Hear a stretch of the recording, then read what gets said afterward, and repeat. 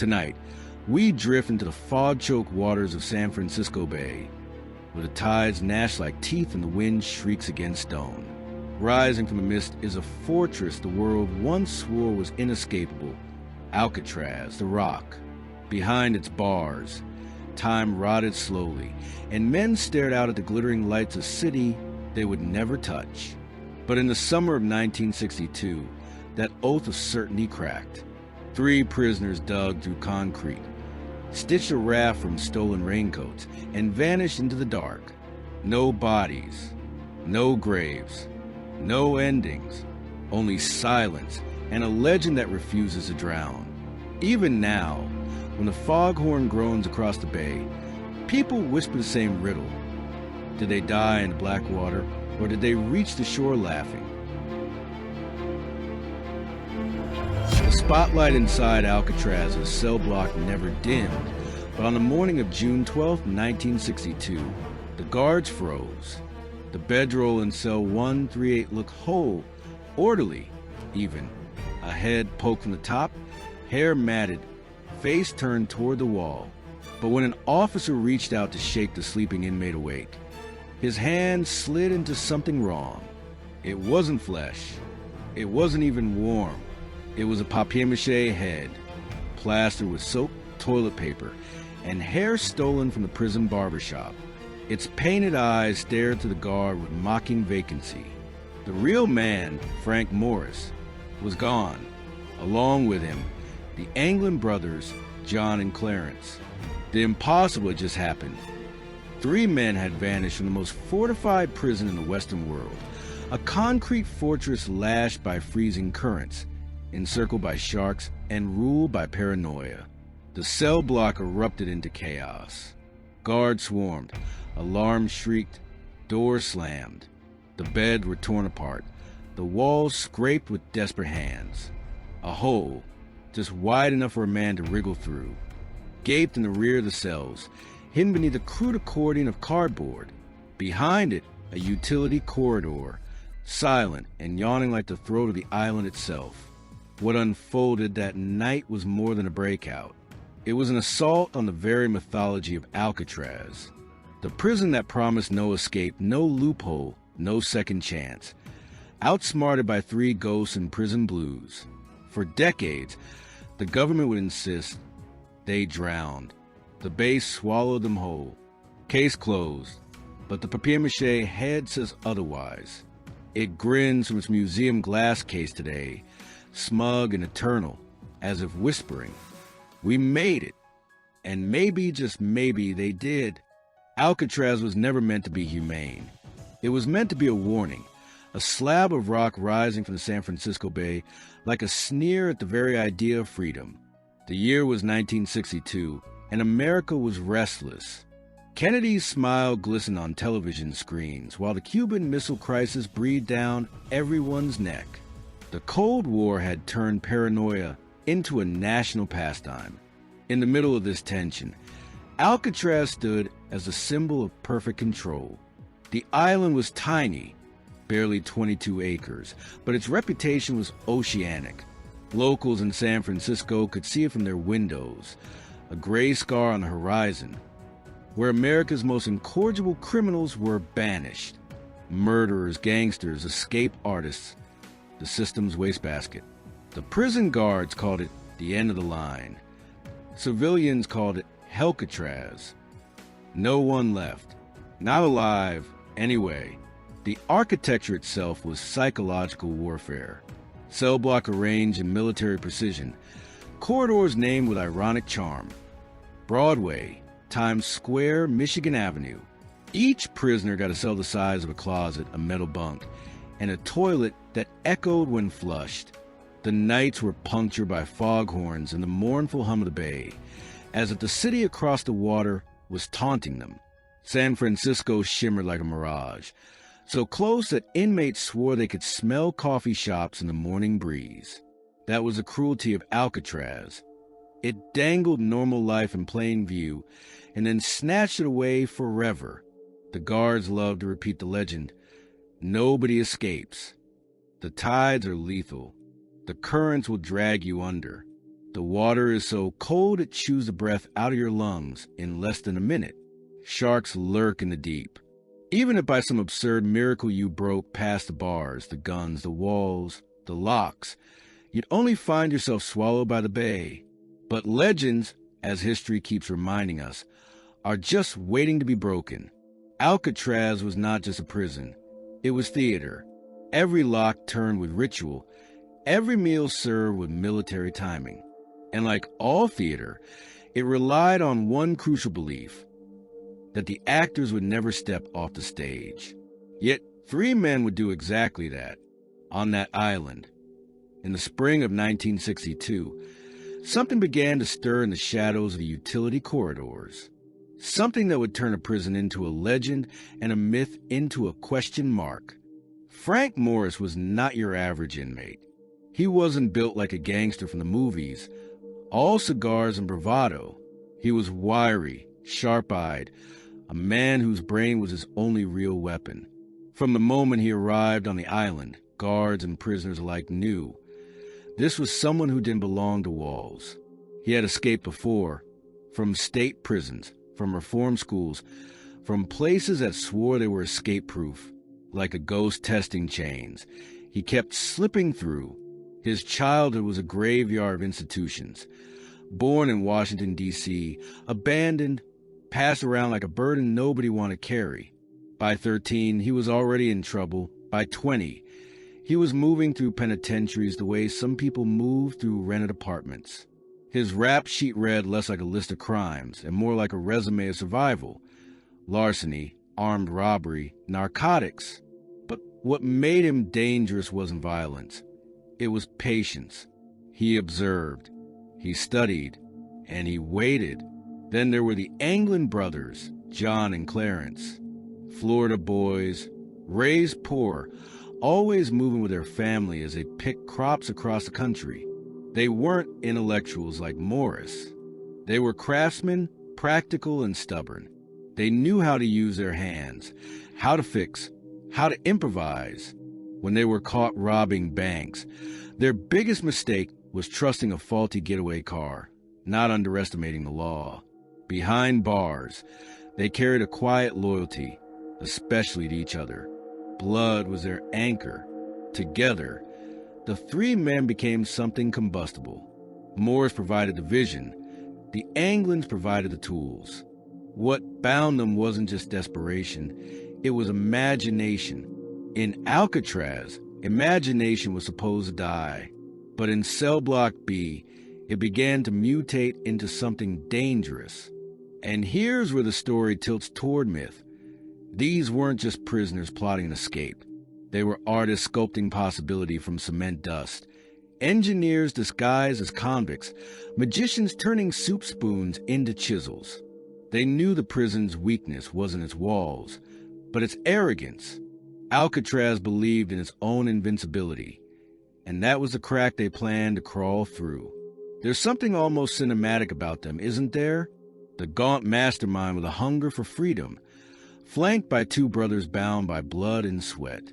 You could almost script it in Hollywood, but no screenwriter would have a nerve to add papier-mâché heads, accordion covers, and stolen raincoats stitched into a raft. That would seem too absurd, too far-fetched. And yet, that's exactly what happened. It started with a spoon, not a dramatic weapon, not a smuggled gun or an improvised shiv, just a dull cafeteria spoon, sharpened against concrete until it was as precise as a key. That little piece of metal became the first note in a symphony of defiance. The cells at Alcatraz weren't perfectly solid. Nothing human ever is. Behind each inmate's sink and vent cover lay a service corridor, an artery running unseen behind the blocks. The builders never thought much of it, just another utility space. But to Morris, it was an exit waiting to be carved. Night after night, while the guards paced their mechanical routes and the bays swallowed the sound, the work began. The Anglin brothers chipped at the crumbling concrete around their vents, scraping slowly, scooping the dust into hidden pouches, smuggling it into the yard in their pockets. Their They'd shake it into the soil of the prison's garden like farmers sowing invisible seeds. The noise was a real danger. Concrete doesn't yield quietly, so they turned Alcatraz itself into an accomplice. Every evening, the prison band struck up its rehearsals, and the sound of accordions and banjos covered the scraping, the grinding, the quiet war against stone. Music, meant to pacify, became their camouflage. But the most unsettling part was ahead. They needed time, hours of it. No guard could suspect the cells were emptied during bed checks. So Morris and the Anglins crafted decoys, plaster molded with stolen soap, toilet paper, paint, and real hair swiped from the barbershop floor. At night, they tucked these grotesque mockeries under their blankets, painted eyes staring at the ceiling like corpses half remembered. In the dim light, they looked alive enough to fool anyone. The first real breach came when one of those vents popped free. A gap barely wide enough for a man's shoulders yawned open. Beyond it, darkness. The service corridor stretched like a lung of the prison, damp and unguarded. This was a disturbance that rippled through the stone itself. The prison thought it had contained them, absorbed them, digested them. But now its guts were being hollowed out from the inside. What started as a scratch of metal against concrete had become something else entirely. An artery of possibility.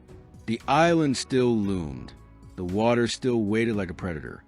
But for the first time in Alcatraz history, the walls weren't enough. The escape itself was clean enough, almost elegant. But what came after? That's where the story curdles into obsession. 3 men vanished from the most secure prison in the United States, and the evidence left behind was like a Rorschach test for paranoia. In the cells, the papier-mâché heads lay grinning, frozen in their mocking serenity. In the service corridor, the holes gaped like wounds in the fortress. On the roof, raincoats had been cut, stitched, and glued into crude life preservers in a makeshift raft. Craftsmanship bore not of hope, but of desperation. And then silence. The guards searched the shoreline, expecting to find bodies. None appeared. They dragged the bay, certain the currents had chewed them up. Nothing surfaced. Helicopters hovered. Boats churned the dark water. The FBI was summoned, but all they found were scraps. A paddle washed up near Angel Island, a wallet floating with the Anglin's names inside, a soggy envelope of family photos. Evidence, yes, but evidence of what? Were these breadcrumbs left by men swallowed by the sea? Or were they planted like misdirection in a magic trick? The mystery deepened because Alcatraz demanded certainty. The prison's legend was built on the idea that escape was suicide, that the water itself was a warden stricter than any guard. Yet every hour without bodies, without proof, the legend cracked a little more. Whispers multiplied. Some guards swore they saw faint lights on the water that night, as if a boat had been waiting. A report trickled in. A car stolen not long after, in a town just across the bay. The Anglin's mother claimed she received flowers, delivered anonymously, on every Mother's Day after the escape. A relative insisted he saw them at a funeral years later, alive and unremarkably human, standing among the crowd as if history had forgotten them. And then there were the letters, scattered through the years, strange missives allegedly from John Anglin or Frank Morris, some signed, some not. The handwriting wavered, the stories contradicted, but each contained the same claim. We made it. The FBI dismissed them as hoaxes, the work of cranks or cruel relatives. But dismissing doesn't erase. It only deepens the itch of the unknown. That's the real cruelty of this mystery. Every piece of evidence functions like a coin with 2 faces. A paddle on the shore, proof of survival or proof of drowning. A wallet in the bay, lost in flight or planted in retreat. Each clue is less a revelation than a dare. Interpret me. Believe what you want. And half a century later, no one's interpretation has killed the question that still gnaws at Alcatraz's myth. Did the bay take them or did they walk away laughing? The FBI descended on Alcatraz with all the fury of a humiliated god. For nearly 2 decades, the prison had been the Bureau's darling, its showcase of order, its pet fortress. And now, 3 nobodies had turned it into a punchline. Edgar Hoover's agents weren't just chasing fugitives. They were chasing the erosion of myth. The official line was simple: the men drowned. Case closed. But the investigation itself told a different Messier story. Agents studied the raft. It wasn't just cobbled together with blind hope. It was engineered. Over 50 raincoats, painstakingly stitched and sealed with heat from stolen steam pipes, had been transformed into something buoyant enough to carry 3 men across the bay. The seams were tight. The design was deliberate. This wasn't the work of amateurs. Then came the oceanographic studies. The currents around Alcatraz are merciless, true, but merciless isn't the same as impossible. Tide shift patterns vary. On the night of June 11th, the waters weren't at their worst. In fact, some models suggest escapees could have floated northward, straight toward Angel Island, before slipping unseen into the mainland. And yet, the Bureau clung to its drowning theory like a life raft of its own. They pointed to paddle found near Angel Island, to the wallet bobbing in the surf. They spoke of hypothermia, of lungs collapsing in water barely above freezing. They wanted the public to imagine shivering, desperate men swallowed whole by the bay, their bodies dragged into the Pacific abyss. But alternative theories sprouted like weeds in concrete. One whisper of an accomplice waiting in a boat just beyond the prison searchlights, possibly a family member, possibly a hired hand. Another suggested the Anglins, with their knack for craftsmanship, had staged the entire scene as a decoy, leaving just enough evidence to sell the drowning story while they slipped away under another identity. The FBI closed its file in 1979, declaring the men presumed drowned. Yet that same year, the U.S. Marshal Service refused to sign the death certificates. Their reasoning was chillingly simple: no bodies, no closure. To this day, the Marshals keep the case open, technically still hunting 3 men who would now be old, bent, and gray. Here's the haunting irony. The investigators, in their obsession, built the very myth they wanted to bury. By insisting the men were dead, they turned every rumor of survival into fuel. By denying possibility, they made it irresistible. Theories like tides can't be contained by walls. And the mystery of Morris and the Anglins grew larger than Alcatraz itself. This is a part where the story fractures, where facts collapse into folklore and officialdom starts sweating through its collar. Because in 2013, 51 years after breakout, a letter arrived, scrawled shaky, signed in a hand that claimed to be John Anglin's. It said, "Yes, we all made it that night, but barely." Imagine the Bureau's ulcer tightening. The letter alleged that Frank Morris had died in 2008, that Clarence Anglin followed 3 years later, and that John, sick with cancer, was seeking a deal, medical treatment in exchange for confession. Was it real? The handwriting analysis returned inconclusive. The fingerprints? Smudged beyond use. DNA? Impossible without a body. The FBI, cornered, muttered the usual: hoax, prank, crank. But the timing, the details, the weary tone of the words, something in it gnawed at the edges of certainty. And then there was the photograph. A private investigator, hired by the Anglin family, claimed he had proof.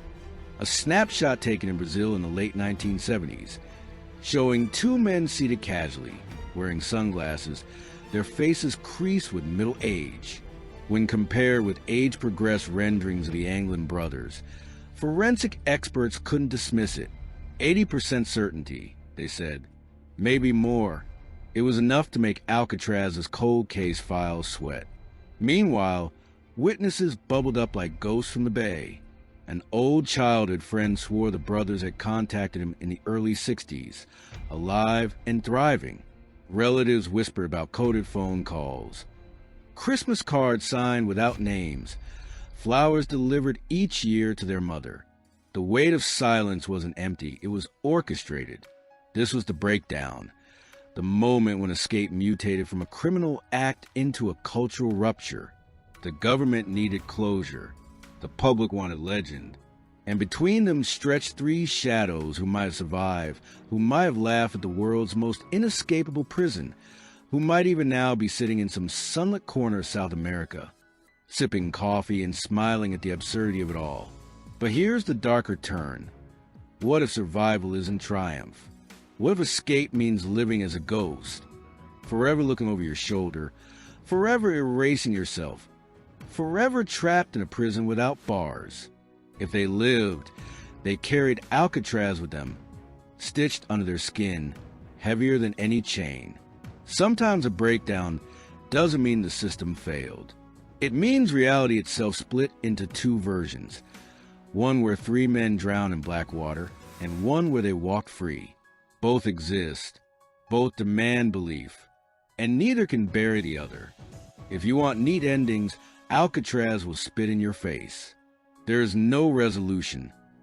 Only a hallway lined with locked doors, each one opening onto a different version of the truth. The official story, the one the FBI stamped onto its files, is mercilessly tidy. The raft came apart. The bay swallowed them. The current dragged their bones into the Pacific. End of story. It's a narrative that protects the myth, keeps the prison's invincibility intact. Escape is impossible, they said, and if you try, you die. But the cracks in that narrative gape wider with each passing decade. Oceanographic models suggest the tides at night could have carried them safely north. The Brazilian photograph keeps whispering its 80% certainty. The 2013 letter lurks like a splinter, daring us to dismiss it while admitting to be real. Even the Anglin's own mother went to her grave believing her sons lived, that their silence was not death, but strategy. So we are left with a grotesque split screen. On one side, hypothermic bodies slipping under waves, lungs collapsing, dreams dissolving into salt. On the other, three men trudging onto a shore in wet prison clothes, ditching their makeshift raft, hearts pounding with the realization that they had done the impossible. And maybe that's the most disturbing possibility of all, that both realities are true in some way, that the escape itself was their real victory, regardless of the ending. They didn't just defy the guards or the guns or the water. They defied the very idea of Alcatraz as a closed system, a perfect machine. They proved the prison could bleed. The lingering question isn't just did they survive? The question is, what does survival even mean in a story like this?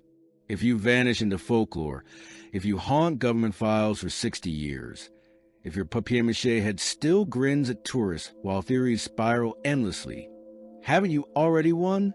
The truth may be rotting somewhere on the ocean floor, or it may be laughing in a faded Polaroid from Brazil. But whichever version you choose, one fact remains unshakable. The night of June 11th, 1962, Alcatraz lost, and three men slipped forever into the space between history and myth. Alcatraz closed less than a year after the escape. The government blamed rising costs, crumbling infrastructure, and the corrosive salt air that ate through concrete faster than budgets could patch it. But everyone knew the truth. The myth had been punctured. The prison that bragged it was unbreakable had been made a laughingstock by three convicts with spoons and raincoats. The legend metastasized. Tourists now pay good money to shuffle through the same cell block, staring at the same papier-mâché heads that once fooled the guards. The holes in the walls are preserved like relics of a holy crime. Even the official tour guides can't resist telling the story with a grin, leaning into the possibility that the escape worked. Alcatraz sells its failure as spectacle, its shame as entertainment. Pop culture devoured it too. Clint Eastwood growled to escape from Alcatraz, painting Frank Morris as the ultimate antihero. Television specials resurface every few years, each promising the final word. each instead feeding the hunger for more ambiguity. The escape has been analyzed by scientists, reenacted by daredevils, tested by Discovery Channel hosts paddling through the same currents. Every time someone makes it across, the myth tilts further toward belief. And for law enforcement, the case never really ended. The U.S. Marshal Service still keeps the files active. Technically, as absurd as it sounds, Morris and the Anglins are fugitives today. Men in their 90s, maybe dead, maybe alive, maybe sipping rum in some nowhere town. Their mugshots have been age-progressed into ghostly mockeries of old age, wrinkles etched over eyes that stare out of time itself. But the real legacy isn't logistical, it's psychological. Alcatraz was supposed to embody finality, the end of the line, the proof that the system always wins. What the escape exposed was terrifyingly simple. No system is perfect. Walls crumble, guards look away, tides change. Certainty is a lie we tell ourselves for comfort. And so the escape endures, not because we know the men lived, but because we can't prove they didn't. That sliver of doubt is the wound that never heals, the splinter under the skin of American justice. It keeps the story alive, keeps the myth selling tickets, keeps the heads grinning in their glass box. The legacy of Alcatraz isn't nobody escapes. It's somebody might have, and that's worse. There's a cruel poetry to it. A prison designed to kill hope, undone by hope itself. 3 men chiseling through cement while a banjo strummed in the background, weaving raincoats into a vessel, sculpting heads to sleep in their place. It reads like a parable written by tricksters. But the real sting isn't in the ingenuity. It's in the uncertainty.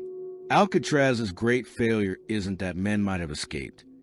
It's that no one can say for sure. The bay keeps its secrets the way a jealous god does, offering fragments and flotsam, never the whole truth. Every paddle, every photograph, every letter is a clue without a conclusion, a whisper without a mouth. And maybe that's why the story still gnaws at us. Because we need endings. We crave verdicts, autopsies, confessions. But this tale refuses to close. It leaves us suspended in the same cold water, shivering between belief and doubt. It forces us to admit that history isn't always a ledger. It's sometimes a question mark written in salt. So when you stand in front of those papier-mâché heads, staring into their painted eyes, ask yourself, are you looking at relics of failure or relics of triumph? Did those faces mock the guards for one night? Or do they still mock us now, from somewhere far beyond the bay? Maybe the cruelest trick Frank Morris and the Anglin brothers ever pulled wasn't escaping Alcatraz. Maybe it was escaping certainty itself, slipping into a place where fact and legend blur, with a question, did they make it, will echo long after their bones or their secrets are gone. And in that echo, Alcatraz is still breaking every single day. Hello everyone, and thank you so much for listening. As usual, please leave any comments or feedback you may have. And I hope to see you all again in the next case.